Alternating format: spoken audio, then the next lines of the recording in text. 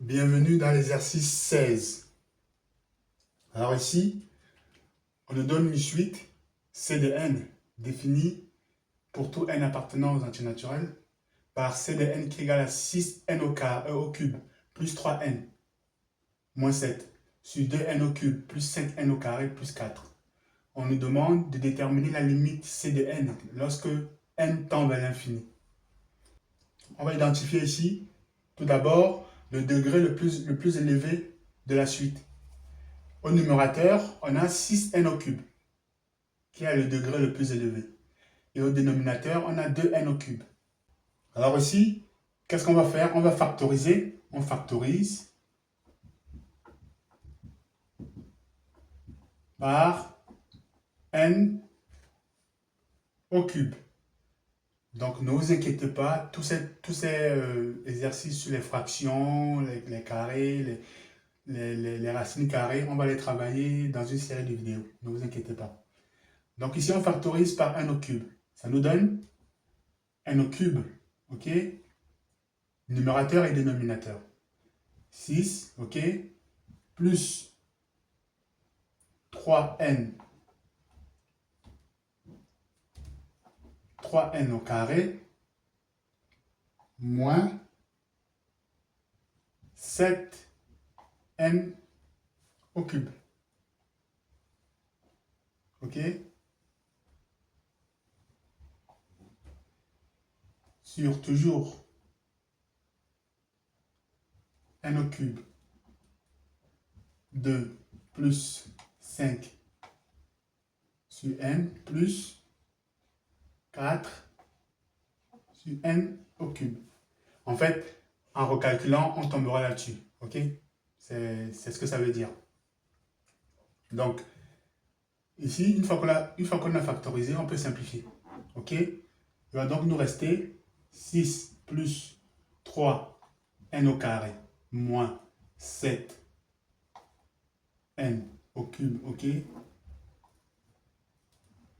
Sur 2 plus 5 sur n plus 4 sur n au cube. Qu'est-ce qu'on sait ici là? On sait que, puisqu'il s'agit de déterminer la limite lorsque notre suite, la limite de notre suite, pardon, lorsque n tend vers l'infini. On a factorisé notre suite, on a obtenu ce résultat. Donc ici, il faut faire lorsque dans ce résultat, n tend vers l'infini. Et donc, on sait que n ici, c'est l'infini. Infini, infini, infini. On remplace tout simplement. On sait qu'un nombre sur l'infini, ça fait 0. Un nombre sur l'infini, ça fait 0. Un nombre sur l'infini, ça fait 0. Un nombre sur l'infini, ça fait 0. Donc, il nous reste 6 divisé par 2. Ok? Donc, on a des zéros partout ici. 0 là, 0 là, 0 là. Donc, il nous reste 6 divisé par 2, qui est donc égal à 3. Donc, la limite, ok, c'est de n lorsque n tend vers l'infini, est égal à 3.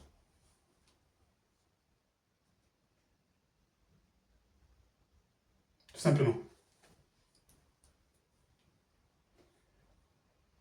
Maintenant, ça c'est la première méthode. On peut prendre une deuxième méthode, méthode 2, pour changer. Ok? La méthode 2 consisterait à diviser le numérateur et le dénominateur par n au cube. C'est parti, on va faire 6n au cube divisé par n au cube plus 3n sur n au cube moins 7 sur n au cube. Le tout divisé par 2n au cube sur n au cube plus 5n au carré sur n au cube plus 4 sur n au cube. On va simplifier, n'est-ce pas? Facile. Là, on peut simplifier. Donc, ça nous donne 6 plus, en simplifiant ici, ok, ça nous donne plus, pardon, si c'était n au cube, ici, là, je me suis trompé, voilà. Donc, en simplifiant ici, là, ça nous donne 6 plus 3 sur n au carré, plus 7, ou en tout cas moins 7 sur n au cube, ok,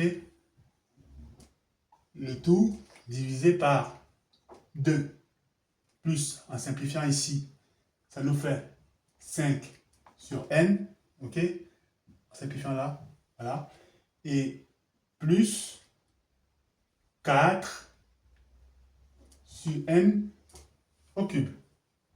Comme tout à l'heure, on va mettre notre n à l'infini, on aura 0, 0, 0, 0, ce qui fait donc que on aura 6 sur 2 qui égale à 3.